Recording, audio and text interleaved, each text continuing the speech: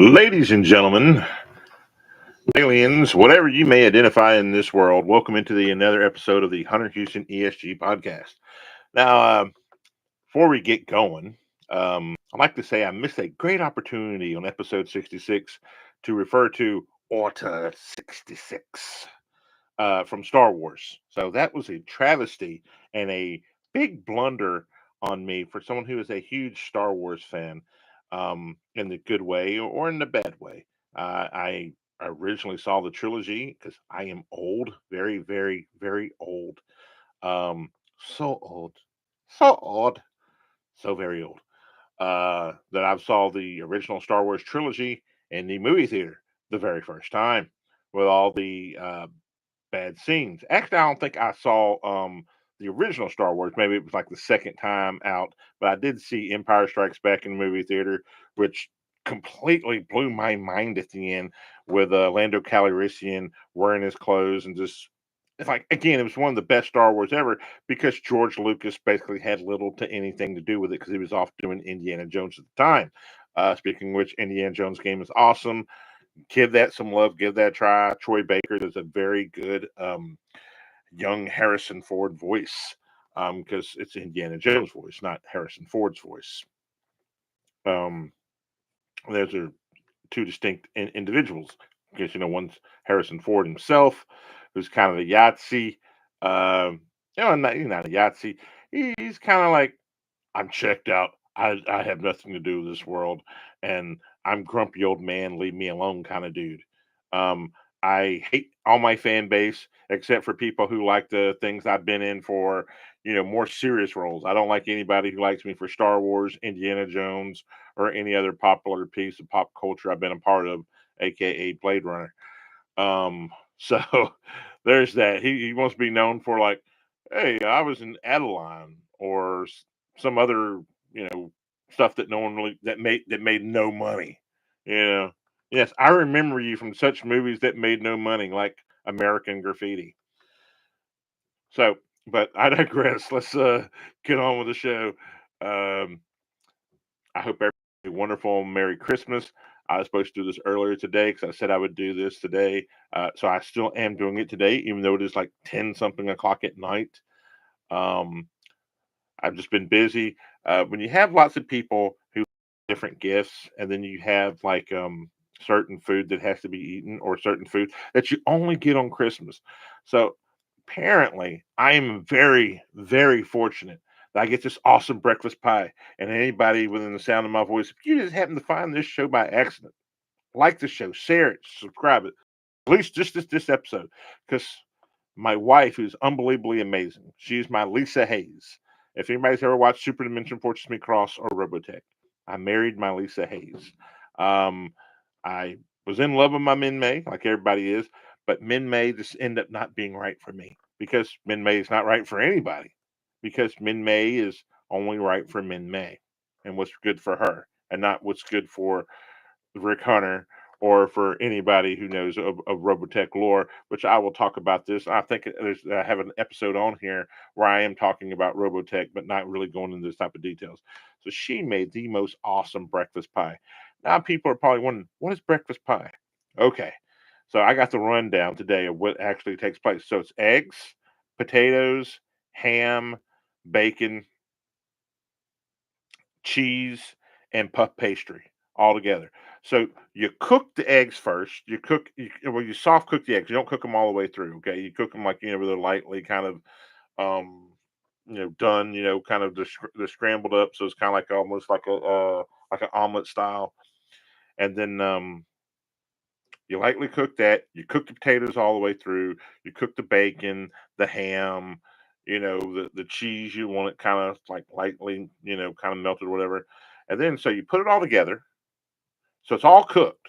All the ingredients inside it are already cooked and ready to go.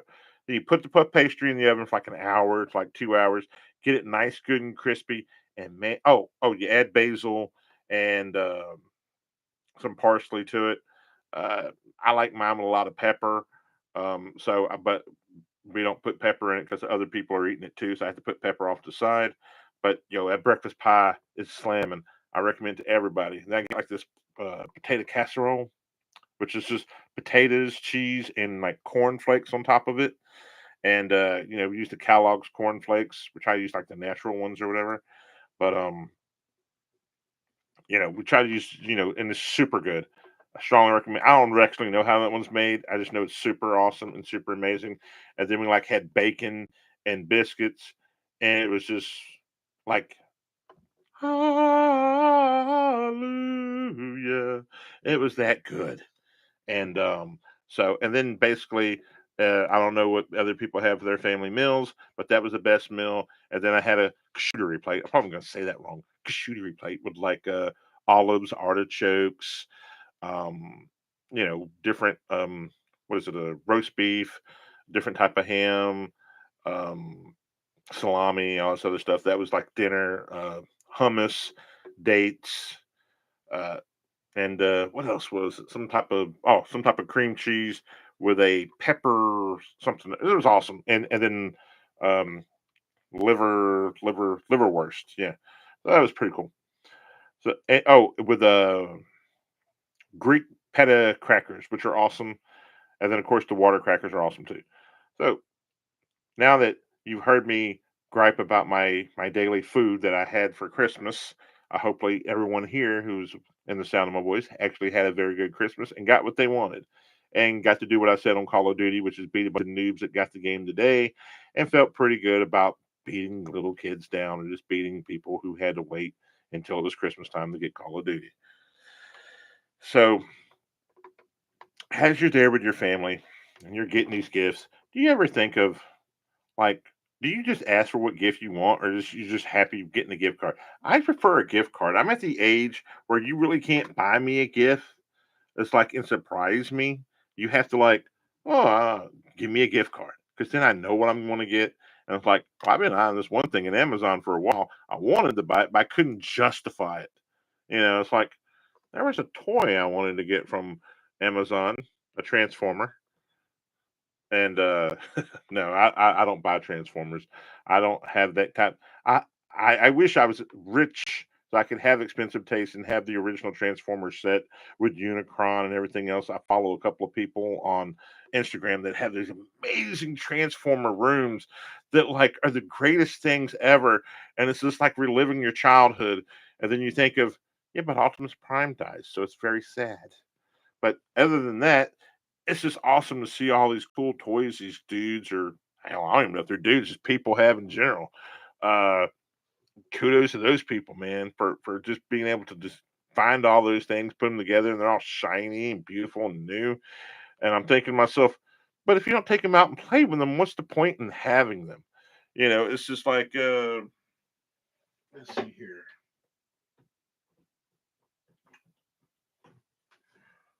Wreck It Ralph from Wreck It Ralph. He is part of the Disney Infinity collection. Now, I have almost all the Disney Infinity characters. Wish they would have finished off the game and brought out the other characters because that would have been really super cool, and my child would have loved that. But I got all the characters, and I play the game from time to time. I hadn't played it in a while. I probably need to bring it out and play it. Otherwise, I need to get rid of these tons of everything on the back wall if anybody can see it. Back there is just Disney Infinity characters. I got all these clowns except for the crystal ones because people wanted too much for those. And this is back when my child was like, Daddy, I want blah blah blah, and because you're unbelievably stupid and you want to please a child and make her happy, you're like, okay, I'm gonna get that, and then you go and buy it, and then she's like, eh. It's like half my day today with my child. She gets excited for just opening the presents. I think we should just find something every year, and it's just like like every 3 months, we just take random boxes. Just people switch out the garbage they no longer want for like the age of their children. That way, we just save money, and then we just rewrap everything, and every kid's like super happy. We just have like this big swap meet. Kind of goes on. It's like uh, holiday swap meet, and everybody just switches out gifts for their kids. It's like, oh, you like this last year or 6 months ago, you don't like it now. Let's switch it out, and people just ask for what they want. Like, yeah, I got that. Hey, my other kid needs this. Da da da. And it's just like an international swap meet online, and then kids stay happy, just getting presents swapped down, and everybody saves a lot of money rather than like, oh, or unless you're one of these rich clowns, like I must have everything new. I'm too good to go to Goodwill or to a box store or whatever. Man, I ain't too good for nothing. Um, you know, I got on a hand me down shirt right now from my deceased grandfather who passed away, and this was one of his shirts. God rest his soul. He was a war hero, and I believe World War II. Mr. Reed, love you. Hope you're with God. Everything's great, but nah. So I ain't too good to not like have Xbox. I know in the background look like I got some games and a popcorn maker. Um, that popcorn that popcorn maker was I look it was it $20 or whatever off of Facebook something or another, and it's like we don't know if it works. Translation that stands for it could be hot, it may not be hot, but the block is hot and we don't want that. Shout out to the Hot Boys for back in the day. For those who know. And that was an awesome song back in the day. Um, now it was reference to something else, but I'm just saying, when you buy goods that from maybe swirly people, it could be hot. So it is what it is. Um, now moving on because I did talk about Star Wars, and again, gifts you get from your family members. It's kind of here and there. But moving on, I did talk about Star Wars, and apparently, Star Wars Acolytes was so bad that one of the head people, and this is not allegedly anymore, this is actually confirmed, basically said the reason why they didn't do season two because it would cost too much, and the return on the investment was not enough. In other words, there was not enough people watching Star Wars Acolytes to justify. Now, I watched the first two episodes and gave it a yeah, the first episodes weren't bad because that's usually what they do now. It was like, we'll make two episodes. They're like, all right, dude. They're not overly whatever jealous. They're just kind of like the Star Wars lore, Star Wars material. People will generally like it. And then after they hook you in with the two and they get some type of good ratings because that's what all the idiots have been doing for the last 6 7 years. Then it's like random. I don't know. Sex scene of something that makes no sense, random reason why someone is, gay or not gay, or and something that has nothing to do with like Star Wars itself, but it's like today's modern problems have entered the fray into the Star Wars universe. And I knew that's what was going to happen because it's what's happening to everything. It's like I couldn't watch Spartan or Spartacus or whatever it was because, like, in the first episode, it's like nothing but dude schlongs. And I'm like, I have no interest in dude schlongs other than my own. And I'm like, and my wife's like, oh, no, no, no, it's not all because she had watched a couple episodes or whatever. And I'm like, nah, I'm done. I'm like, I don't, you know, this does not entice me. It's like to see a bunch of, oh, well, back in those days, just dudes were just randomly like, like semi hard. Yeah. It's going to entice me to watch it. Nope. I'm good, man. I'm just going to go back to playing video games. They start putting that in games. It's a good way to quit to get me to stop playing. But let me move on here. Uh, So apparently the ratings were so bad they couldn't justify season two. And Indoor, as much as people want to say that Indoor had that didn't do well, but Indoor got a second season. Well, here's the thing. Indoor was going up against the Lords of the Rings series from Amazon, which was dog trash, but it was still going up against them. And people wanted to give that a fair share. It's like, ooh, it's Lords of the Rings. Let's give it a shot. And not knowing anything about Lord of the Ring books or lore. And then it's like I have a buddy and I love him to death. Shout out to the Ghost, one of my former co-hosts of the show.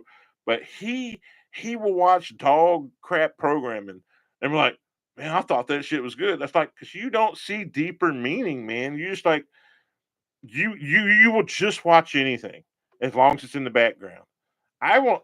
I have only so much time left on this earth that if I want to do something, I won't even play a crappy game. Even games from my childhood that I love that I beat, I won't play them anymore Ghost and Goblins, originally from the NES, an amazing game, but you have to beat it twice in order to get the ending. 'Cause the first time it was all a dream, and it's like, psych, no, I'm never playing that game again. The original Kid Icarus, I love that game. I'm never playing that game again. Hey Nintendo, do a new Kid Icarus game. It'd be awesome.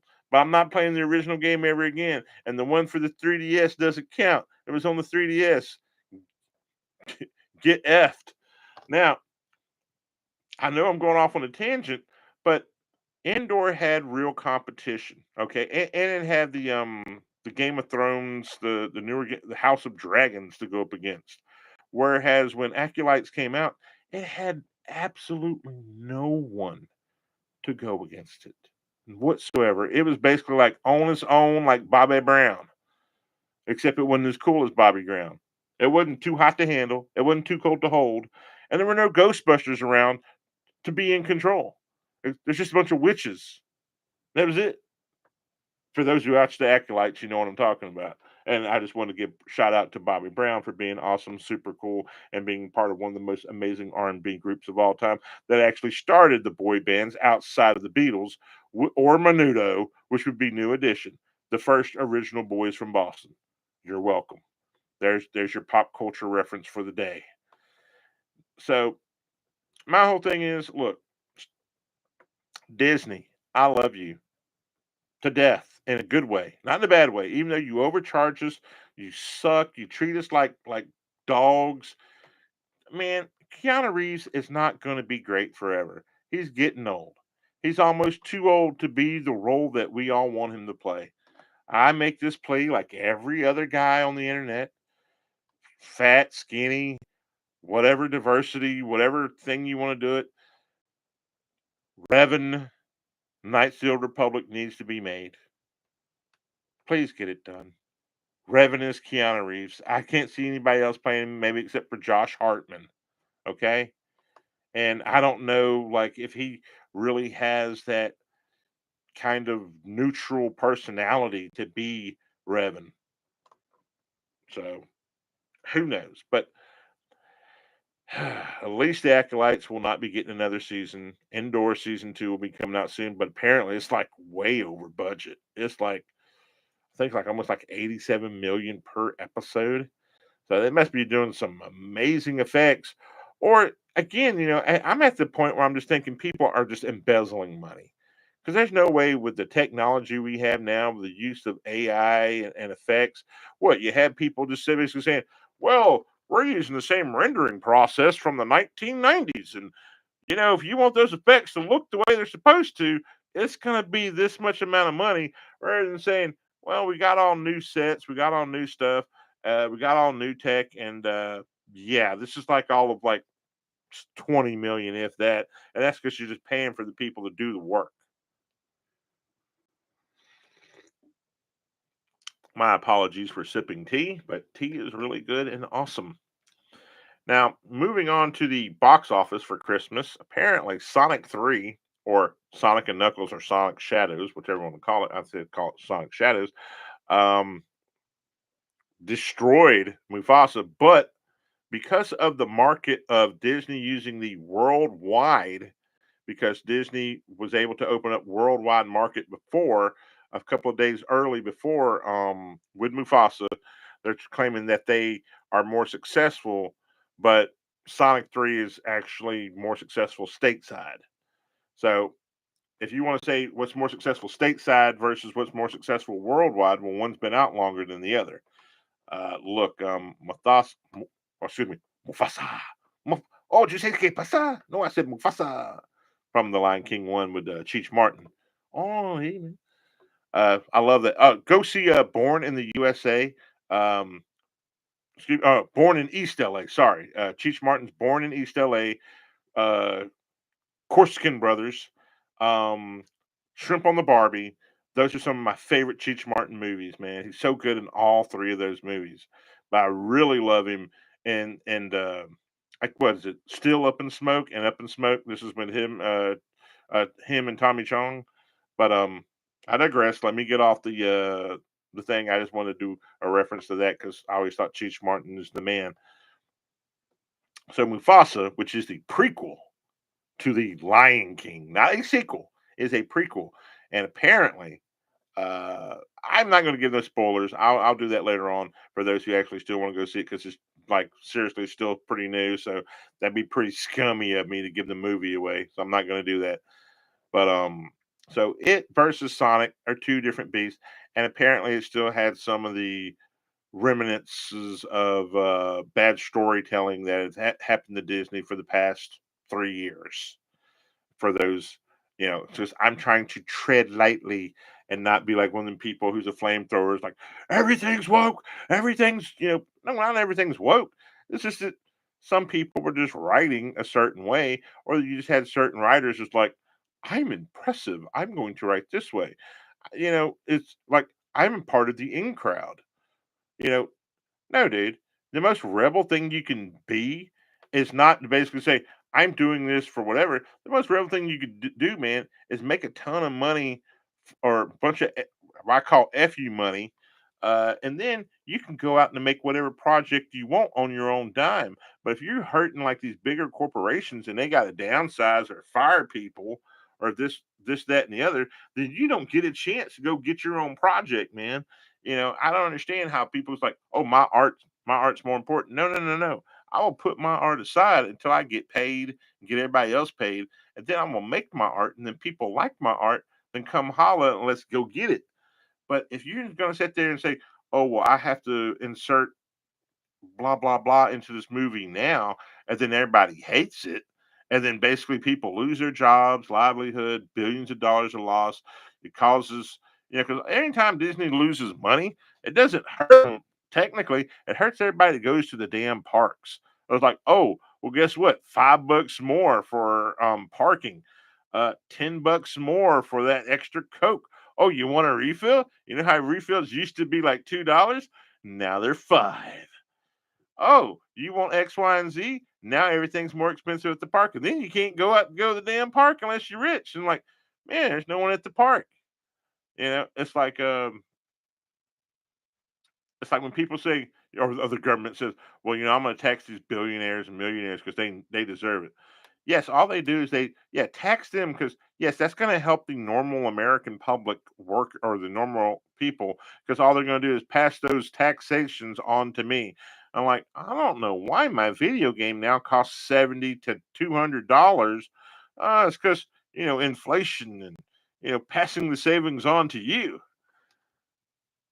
But no, I don't want to be one of those people who has to throw that term around because I think that term's ridiculous. Not everything is that. I think people just want to when they're trying to do their art, they're trying to tell a story. They want to be a flamethrower and try to cause a riot or stir stuff up. Now, speaking of which, the young lady who was cast in the new upcoming uh, Last of Us game, which is I can't even think of what it's called now, something of the Prophet or whatever. I just talked about it a couple of weeks ago during the gaming awards, or a week ago during the gaming awards. Apparently, she's told the gamers in two different posts that she's deleted, and screen captures and the time machine thing where you can see old posts that people post exist. Everything you do on the internet exists. So yes, there's a lot of things that exist on the internet that I'm not proud of, like looking up hair products to fix going bald. Why don't they have stuff for people who are like 5'11"? Why are people who are 5'11" discriminated against? But that I digressed. Then starting a hate group for 5'11" people. Yes, I'm their leader. Hello. Uh, but so this young lady, who is the voice actress and the main character or the protagonist for the new the new Naughty Dog project. It's a space project. They're going sci-fi. Um, told gamers to go f themselves in so many words. And how does that ever work out? Because all people are going to do is just bring that back up. You can't just like say something to a bunch of people and like, I didn't say that. Well, that was a long time ago. My feelings are different because then you got to do PR control. Because when this game comes out, you're going to have and look the gaming media cannot continue to throw these shields up and play, you know, protector at the guard because they lose credibility every day. And more they go out of business. These companies go out of business because no one wants to trust them anymore. People trust YouTubers. People trust random people who play games for a living or some random guy. Hello, who were just talking about stuff on the internet versus the normal or the gatekeeper media who just tries to toe the line and carry somebody's water because they were paid a little bit of money to do so, or they got a free copy, or they got access to the game early, or like got access to Neil Drunkman. Woo! Big whoop de doo getting access to that guy. All the talent. And I will say this. I hope someday this dude sees this, man. I hope someday I meet that dude. Because I'm gonna tell him to his face. All the talent left, or the other guy who worked on Uncharted 4 with you, and when Amy left. Those were the two talented people because you were left all alone to make your own decisions, and you got lucky that people loved number one because you were part of it, but you weren't the main driving force of it. There was another guy there to basically give you the yay and nays. And then once you got left to have all your own power to yourself, and no one's there to stop you, and you the big dog, you're like, well, hell, I'm gonna see my visions through. And again, unless there's another pandemic, buddy, you ain't gonna have those same numbers that you had for Last of Us 2. So I look forward to your failures, not because of the person who said those horrible things about gamers and like you're supposed to appeal to gamers, but the fact is that you're so high on your own farts that you think you're better than Amy, who did a lot of the great writing for Last of Us. I'm assuming not for Last of Us, for Uncharted, and I think I can think of her last name. I keep calling her. I think it's Amy Henderson, or who the lead writer on some of your best games, and you can't even thank her or basically throw her a bone and show gratitude for her basically doing all this hard work for you guys. So and the other guy who worked on the games with you, but I mean that guy to me seemed like he was kind of the smart one, and he's like, I'm done, I did what I wanted to do, I'm gonna go relax, retire, you know do randos somewhere. So I look forward to Neil Drunkman's failures. Yeah, I know that he will not fail as bad as he thinks he will because the HBO show is great, but are allegedly great. But we'll see how things work out. Um, again, for gamers, not the non gamers. You want to go Hollywood and do all this Hollywood stuff. Hollywood ain't the gaming industry, homie. It's nowhere close to it. And gamers don't forget. Period. You call out a gamer, gamers don't forget. Gamers have a memory as large as an elephant and as good as an elephant. So this young lady who decided to do these things, hey, more power to you. The best thing you could have did when you were getting all that criticism is just say, I am a voice actress. I am an actress. I was paid money to do a role. I'm sorry some people feel that way. Please wait till the art is released before you have an opinion. That's all you have to do. It's just say, wait till the art is completed before you have an opinion because it's art. And I want to see this vision through. This was Neil or whoever put it together. Trust me, it's no Drunkman. Put this art together, and so I want to just do what their thing rather than like, hey, I know you don't like my character. Screw you guys. Screw gamers. You guys suck. What? That's That's like spitting in the face of somebody and expecting them to hand you $70. Good luck with that because again, so many people with big channels have right before that game comes out, and then you're saying people be spiteful that will review bomb the game out of spite. I'm not going to review bomb the game. Look, Uncharted 2 would have worked if it would have been Uncharted 1, and then Uncharted 2 would have been like, okay, the prequel that took place beforehand, or the reason why, and so you automatically have a hatred for Joel. Spoiler alert. Rather than like you built this emotional connection to Joel, and then that Joel was You felt that Joel was a good guy because he wanted to save his, more or less, Ellie was his daughter, so he wanted to save her. So my biggest problem is, in that world, if we're going to make Abby this tank character, because that's basically how she was perceived up until the very end, until the last fight, has a tank character, the type of carbs you have to eat, the type of regimen you have to have. And someone actually did a breakdown because they were like so hardcore of against her. I wasn't against her. I think she could have existed, but you didn't have to basically make it to where it's somebody who has to take like steroids, or there's no way, especially as little as she was, in her little s- teen era that you had her in the game, that she was going to be a genetic freak. The only genetic freak, if you would have got Brock Lesnar's daughter to go and do it, the one who's like breaking the shot put records and so forth and so on, yeah, 'cause that's Brock Lesnar's daughter, and she's country strong. There's a difference between country strong and strong, and then steroids or whatever. Now she would naturally be one of these big, strong, burly women, like the old women, or the old Soviet, big woman, that you saw back in the days. But and some other places in Europe, maybe Poland or Czechoslovakia.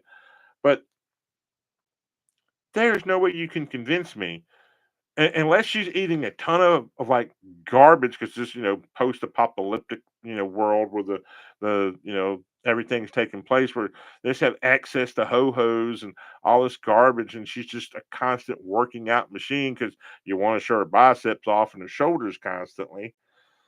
So, and the thing is, if she was that, she would have moved also more like a tank. She didn't really move more. I mean, I know y'all tried to make her like a tank style character, but she didn't really move like a tank style character. I mean, I know Ellie's character was fast because she's more slender, and I'm going off the rails here with my analysis of that, but it drove me insane. So I hope, against all odds, that's a good game. I hope that the new game from Naughty Dog is amazing, but you've already basically taken most of the audience out of it by saying, "Hey, screw you and screw your opinion, and you guys suck." Um, so that's a bad thing. Now, before we get out of here, again, I want to say I missed my opportunity to order 66 on episode 66, but for 67, hey, I still love Star Wars, even though I gave it some uh, some tough love. Watch the Skeleton Crew. It's not bad. It's just so many people are disheartened by the bad Star Wars stories they've been told over these last couple of years. It's hard to give anything a chance. And Jude Law has not. Well, I guess he has aged well because I think he's up there in age now. But I think he at one point he had like a alleged problem with something or another, some type of abuse where he gotten hurt. That also helped, hurts you. But no, look, I only want Star Wars to put out good stuff. I talked about all the previous games in a couple episodes ago. But shout out to the Residence Devil Show. I will constantly give it a shout out. Shout out to the PlayStation Ain't Dead, because they are a bunch of collectors. And if you like collecting and seeing people hold up stuff that they bought, and it's like, "Oh, I bought this game from Japan. Will I play it? No, but I own it." And that's the only gripe I have with the show is like, if you own it, you have to play it. Unless it's like sealed, like factory sealed, with farts in it or something, to give it that special fart flavor, then no. So it's not worth it. You don't have to open it, because it's that important. But if it's already open, if it's something new, and it's not like, oh, this is like a copy of Gotham City or Batman Imposters, uh, which believe it or not, they would actually like a copy of Batman Imposters. Probably a lot of people like a copy of Batman Imposters single player with a story. So maybe someone can go back and revisit that because that'd actually be kind of cool. But shout out to those guys. Shout out to oh yeah, I gotta do a bang bang because I had got like a new subscriber. So bang bang, Tribal Chief. And I'll give you, and if you're European, because you didn't say if you, I don't know where the people are usually from. So you get the European, a yank and a toss. That's the European way of saying thank you for the subscribe, man. I do appreciate it. And please, if you are new to the channel, give us a like, share, subscribe to a friend, to an enemy, to a frenemy, to someone you just downright just don't like. And as always, thank you so much. Please, aliens, humans, whatever you may be in this world, have a safe and wonderful night. Peace.